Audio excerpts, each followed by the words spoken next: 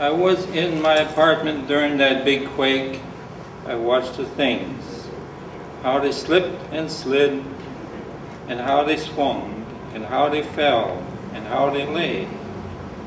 The microwave small ovens sliding east and west upon my kitchen countertop. The light bulbs hanging from the ceiling, swinging east and west at 35 degrees. 3 table lamps all fell. They all fell pointing east. That means the ground at Oakland was pulled sharply to the west. High buildings and the cypress structure leaned and toppled eastward. The ground was jerked so sharply westward. The earthquake did have a west and east and downward movement. The cypress structure running north and south where it collapsed had to withstand the quake from tipping it over eastward. That means all pillars on the eastern side for that straight stretch of 2/3 of a mile had to stand up against a pressure pushing it eastward. Those pillars for the upper deck gave out.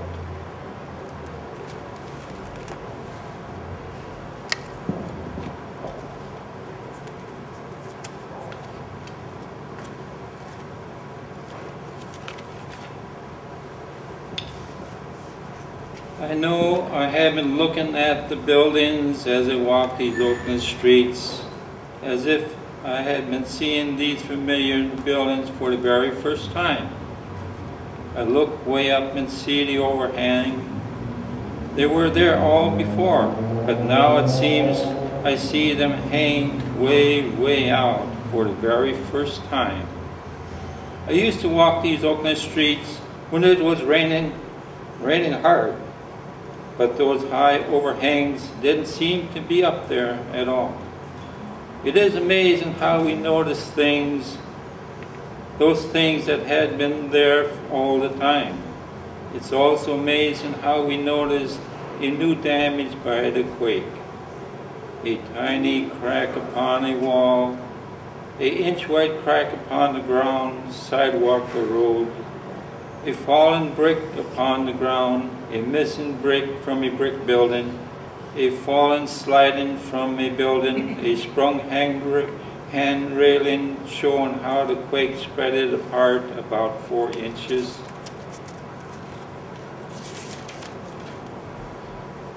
Some damage does stick out like a sore thumb, like ugly old graffiti on a wall.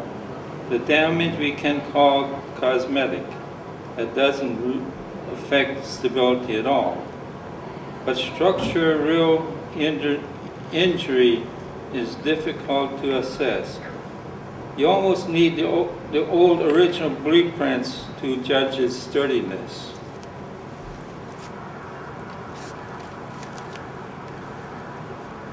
What did we learn from this big quake?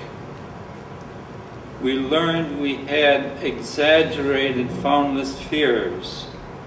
The high rises of San Francisco didn't fall down despite prediction of them falling down in the next big quake. The nuclear new power plants in California all did pass the test without a damage. The dams didn't break, and California didn't break off and fall into the ocean. We also learned the things we could do better. Some officials seemed to think they could just order everyone around. They acted like worse than army sergeants, like giving 15 minutes to remove your worldly goods.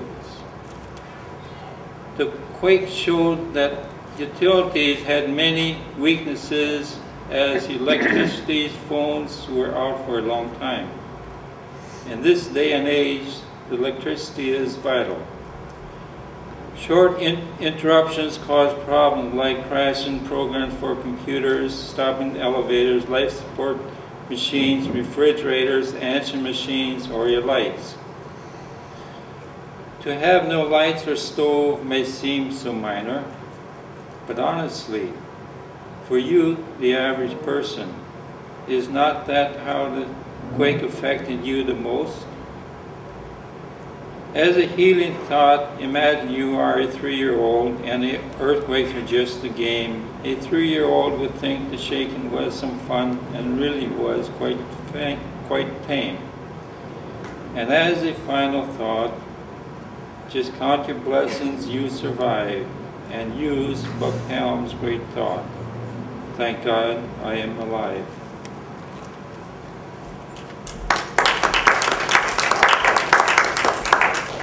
Yeah, this book can be checked out from the library.